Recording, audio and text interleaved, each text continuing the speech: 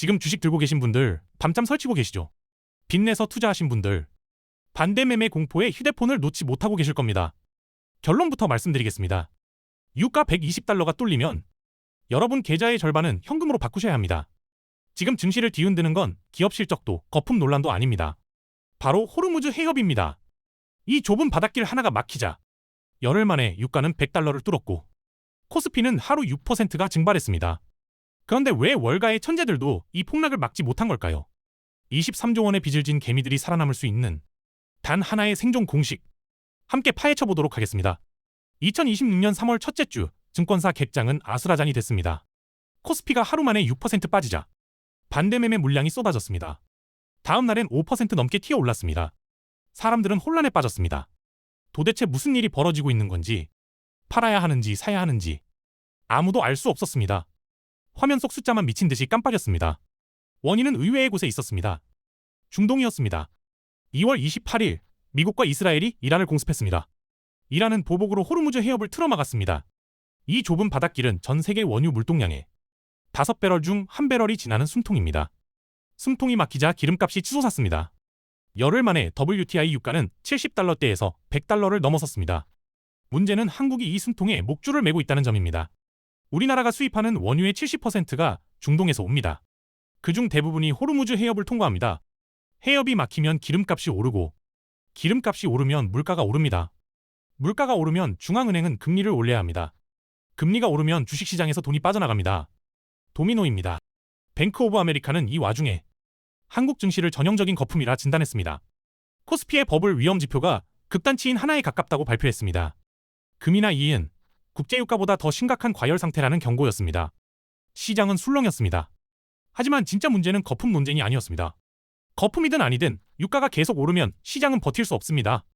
바늘이 풍선을 찌르는 순간은 누군가의 경고가 아니라 금리의 방향이 결정합니다. 그리고 금리를 움직이는 힘은 지금 이 순간 호르무즈 해협 위에서 불타고 있는 유조선들에게 달려 있습니다. 호르무즈 해협은 페르시아만과 오만만을 잇는 좁은 바닷길입니다. 길이는 서울에서 대전까지 거리 정도. 가장 좁은 구간은 서울 도심을 가로지르는 폭밖에 안 됩니다. 대형 유조선이 지나갈 수 있는 항로의 폭은 고작 3km 남짓입니다. 이 좁은 물길로 하루 평균 2천만 배럴의 원유가 지나갑니다. 전 세계가 하루에 소비하는 기름의 5분의 1입니다. 해협 북쪽에는 이란이, 남쪽에는 아랍에미리트와 오만이 자리 잡고 있습니다. 사우디아라비아, 이라크, 쿠웨이트, 카타르에서 뽑아올린 원유 대부분이 이 해협을 거쳐 세계로 나갑니다. 아시아로 향하는 물량은 특히 여기에 몰려 있습니다. 한국, 일본, 중국, 인도가 수입하는 원유의 상당 부분이 이 바닷길을 통과합니다. 한국만 놓고 보면 중동산 원유 의존도가 70%에 달합니다. 이란은 오래전부터 이 해협을 카드로 써왔습니다. 미국과 갈등이 고조될 때마다 봉쇄를 위협했습니다. 하지만 실제로 막은 적은 없었습니다. 해협이 막히면 이란 자신도 수출길이 끊기기 때문입니다. 일종의 공멸 카드였습니다. 그런데 2026년 2월 28일 미국과 이스라엘의 공습이 시작되자 이란은 그 카드를 꺼냈습니다. 혁명수비대는 무선으로 통항 금지를 선언했고 유조선들이 공격받기 시작했습니다. 해협 봉쇄 소식이 전해지자 유가가 요동쳤습니다. 사흘 만에 브렌트유는 배럴당 82달러로 13% 뛰었습니다. 분석가들은 봉쇄가 길어지면 100달러를 넘어 130달러까지 갈 수 있다고 경고했습니다. 실제로 3월 9일 WTI 유가는 107달러를 찍었습니다. 2022년 러시아 우크라이나 전쟁 이후 처음으로 100달러 선을 돌파한 것입니다. 우회로가 없는 것은 아닙니다. 사우디와 아랍에미리트는 홍해나 오만만으로 직접 연결되는 송유관을 가지고 있습니다. 하지만 이 송유관들의 수송 능력은 하루 물동량의 7분의 1에 불과합니다. 아프리카 남단 희망봉으로 돌아가면 운송기간이 몇 주씩 늘어나고 비용은 50% 이상 치솟습니다. 대체 경로는 있지만 대체품은 없습니다. 기름이 필요한 나라들은 결국 더 비싼 값을 치러야 합니다. 2026년 3월 한국 증시에는 역대급 빚이 쌓여 있었습니다. 금융투자협회 집계 기준 신용거래융자 잔고는 23조 2천억 원을 넘어섰습니다. 1998년 통계 작성 이래 가장 높은 수치입니다. 코로나 버블 때 기록했던 정보전마저 갈아치운 숫자입니다. 신용거래융자란 증권사에서 돈을 빌려 주식을 사는 것입니다. 주가가 오르면 레버리지 효과로 수익이 커지지만 떨어지면 손실도 배로 불어납니다. 문제는 담보 비율입니다. 주가가 일정 수준 아래로 떨어지면 증권사는 강제로 주식을 팔아버립니다. 이것이 반대매매입니다. 본인 의사와 상관없이 가장 싼 가격에 주식이 던져집니다. 3월 첫째 주 폭락장에서 반대 매매 물량이 쏟아졌습니다. 코스피가 하루 6% 빠지는 동안 담보 부족에 몰린 계좌들이 줄줄이 청산됐습니다. 개인 투자자들은 손실을 만회하려고 추가 자금을 넣거나 아예 계좌를 포기해야 했습니다. 어떤 선택을 하든 고통이었습니다. 뱅크 오브 아메리카는 이 상황을 주목했습니다. 보고서에서 한국 개인 투자자들이 레버리지와 인버스 ETF를 적극 활용하며 증시에 뛰어든 점을 지적했습니다. 이런 행태가 전형적인 거품 환경을 뒷받침한다고 분석했습니다. 일본의 부동산 거품, 미국의 닷컴 버블, 2008년 금융위기 때와 유사한 불안정성이 관찰된다는 경고였습니다. 코스피의 버블 위험 지표는 금이나 원유보다 높은 극단치를 기록했습니다. 그러나 거품이냐 아니냐는 논쟁의 핵심이 아닙니다. 2008년 미국 금융위기 당시에도 서브프라임 모기지가 거품이라는 경고는 수년 전부터 있었습니다. 하지만 경고만으로 거품이 터지지는 않았습니다. 터뜨린 건 연준의 금리 인상이었습니다. 지금 한국 증시도 마찬가지입니다. 거품 논쟁보다 중요한 건 유가입니다. 유가가 오르면 인플레이션이 오고 인플레이션이 오면 금리가 오릅니다. 23조 원의 빚은 금리 인상 앞에서 시한폭탄이 됩니다. 내관을 쥐고 있는 건 월가의 애널리스트가 아니라 호르무즈 해협 위의 유조선들입니다. 유가가 오르면 무슨 일이 벌어질까요? 단순히 주유소 기름값이 오르는 게 아닙니다. 경제 전체가 흔들립니다. 첫 번째 도미노는 물류비입니다. 기름값이 오르면 배와 트럭의 운송비가 오릅니다. 수입품 가격이 오르고 공장에서 찍어낸 제품을 나르는 비용도 오릅니다. 마트 진열대 위에 가격표가 바뀝니다. 두 번째 도미노는 전기요금입니다. 한국의 발전 연료 중 상당 부분이 LNG, 즉 액화 천연가스입니다. 천연가스 가격은 유가와 연동됩니다. 유가가 오르면 발전 원가가 오르고 결국 전기요금 인상 압력이 커집니다. 가정집 고지서만 문제가 아닙니다. 전기를 많이 쓰는 반도체 공장, 철강 공장, 석유화학 공장이 원가가 뜁니다. 세 번째 도미노는 항공업입니다. 항공사의 영업비용 중 30%가량이 유류비입니다. 대한항공의 경우 유가가 배럴당 1달러만 올라도 연간 3천만 달러, 우리 돈으로 450억 원가량의 추가 비용이 발생합니다. 전쟁 전 70달러였던 유가가 100달러를 넘었으니 단순 계산으로도 연간 1조 원이 넘는 손실 압력입니다. 네 번째 도미노는 석유화학입니다. 이 업종은 원유를 원재료로 씁니다. 기름값이 오르면 원가가 오릅니다. 하지만 이미 공급 과잉 상태라 제품 가격을 올리기 어렵습니다. 원가는 오르는데 팔 가격은 못 올리니 마진이 쪼그라듭니다. 한계 상황에 몰린 기업들이 속출합니다. 이 모든 도미노가 쓰러지면 마지막에 중앙은행이 등장합니다. 물가가 오르면 한국은행은 금리 인하를 멈추거나 최악의 경우 금리를 다시 올려야 합니다. 금리가 오르면 기업들의 이자 부담이 커지고 주식시장에서 돈이 빠져나갑니다. 부동산 대출을 안고 있는 가계의 이자 부담도 늘어납니다. 소비가 줄고 경기가 꺾입니다. 경기는 꺾이는데 물가는 오르는 상황. 이것이 스태그플레이션입니다. 1970년대 오일 쇼크 때 세계 경제가 겪었던 악몽입니다. 그 악몽의 방아쇠가 지금 호르무즈 해협에서 당겨지고 있습니다. 코스피 200 변동성 지수, 일명 V코스피는 시장의 공포를 숫자로 보여줍니다. 옵션 시장에서 투자자들이 예상하는 미래 변동성을 측정한 지표입니다. 숫자가 높을수록 불안이 크다는 뜻입니다. 2026년 3월 이 지수는 66을 넘어섰습니다. 평상시 V코스피는 15에서 25 사이를 오갑니다. 30을 넘으면 경계 신호, 40을 넘으면 공포 구간입니다. 66이라는 숫자는 시장이 비명을 지르고 있다는 뜻입니다. 투자자들이 앞으로 주가가 크게 요동칠 것이라고 예상한다는 의미입니다.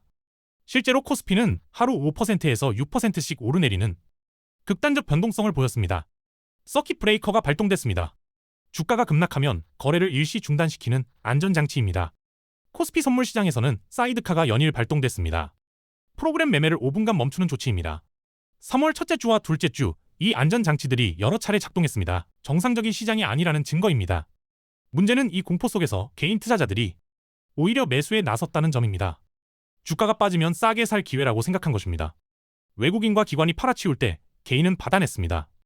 신용융자 잔고가 줄지 않고 오히려 늘어난 것도 이 때문입니다.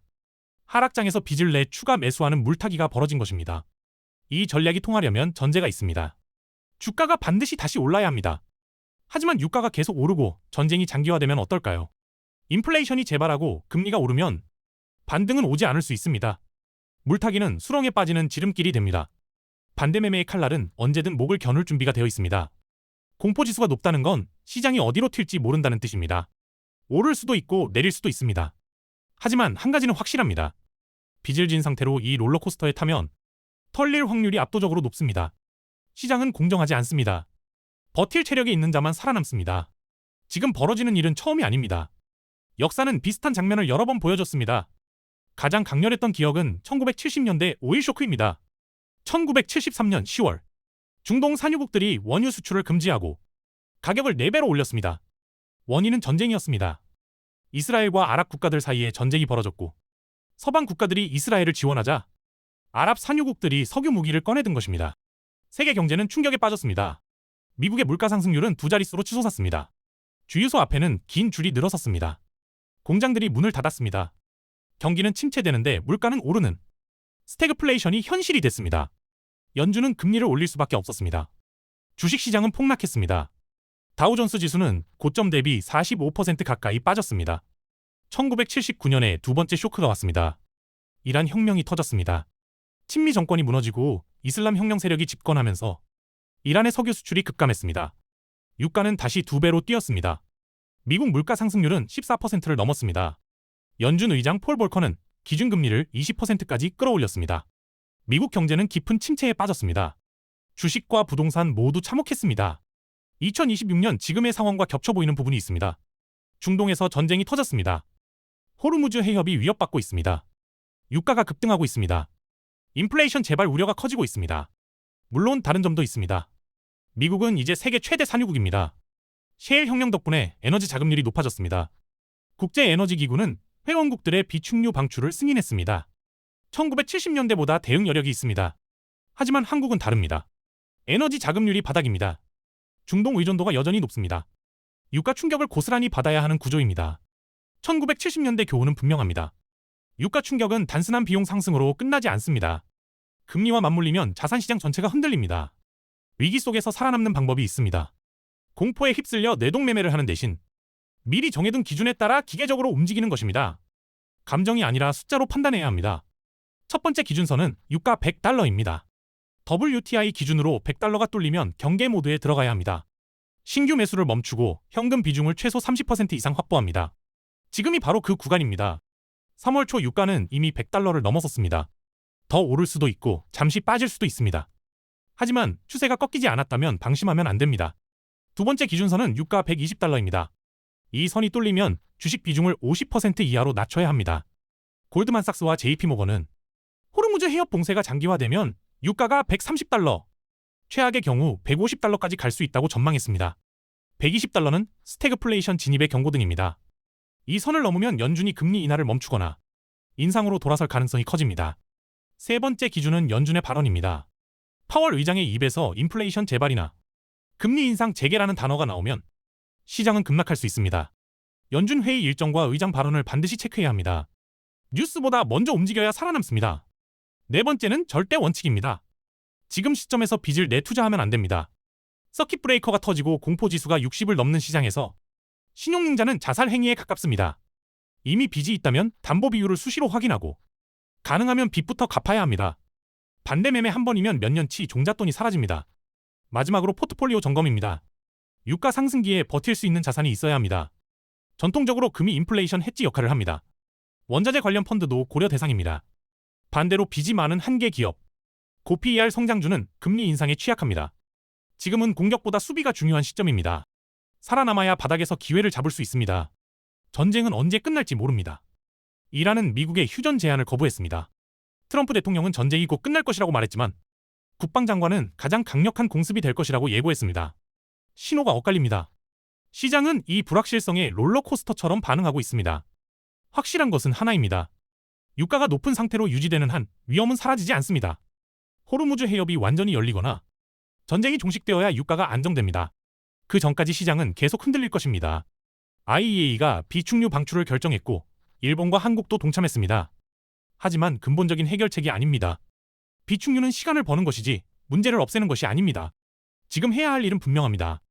유가 창을 주시하십시오. WTI가 100달러를 넘은 지금 이미 경계 구간입니다. 120달러가 뚫리면 주식 비중을 줄이십시오. 연준이 인플레이션 재발을 언급하면 도망칠 준비를 하십시오. 무엇보다 빚을 지지 마십시오. 23조 원의 신용융자 중 반대 매매로 사라질 돈이 얼마인지 아무도 모릅니다. 그 안에 내 돈이 포함되어서는 안 됩니다. 모든 위기에는 끝이 있습니다. 1970년대 오일 쇼크도 끝났습니다. 2008년 금융위기도 끝났습니다. 2020년 코로나 폭락장도 끝났습니다. 문제는 그 끝을 누가 맞이하느냐입니다. 공포에 질려 바닥에서 팔아버린 사람이 아닙니다. 빚에 쫓겨 반대매매 당한 사람도 아닙니다. 현금을 쥐고 기다린 사람입니다. 바닥을 찍고 올라올 때 싼 가격에 주식을 줍는 것은 살아남은 자의 몫입니다. 교훈은 간단합니다.